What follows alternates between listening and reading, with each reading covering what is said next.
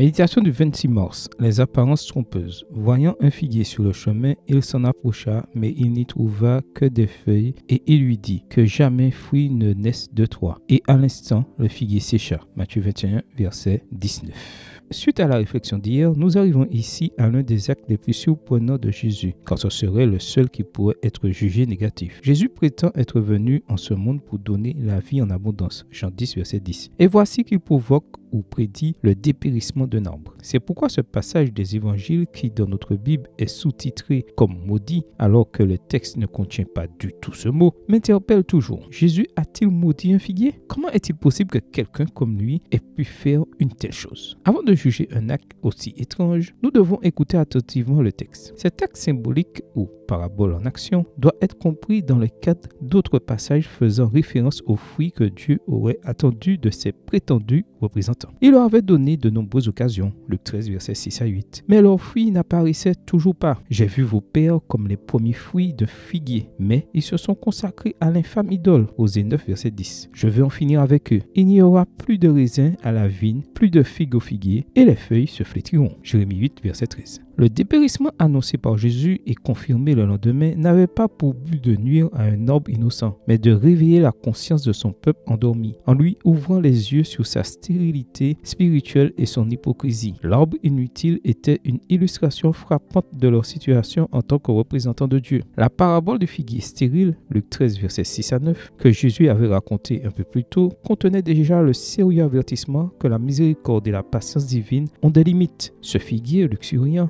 avait bénéficié de tous les soins et de toutes les opportunités, mais il occupait un terrain précieux et paraissait faussement luxuriant sans porter le fruit attendu. Le fait qu'un arbre stérile ait fini par être jeté n'est pas un acte divin d'insensibilité au monde végétal, mais un autre signe de l'amour de Dieu pour l'espèce humaine. Une tentative de plus pour secouer la conscience de ces prétendus porte-parole, oublieux de leur mission, qui s'apprêtaient à gâcher leur dernière chance. Les disciples ont bien compris la leçon de la fin soudaine du figuier inutile. Ils savaient que le miracle permettrait d'éliminer l'obstacle. Un figuier desséché rend inutile la terre qu'il occupe. Seigneur, garde-moi de me contenter aujourd'hui et jamais des apparences trompeuses. Amen. Bonne journée à vous et que le Seigneur vous bénisse.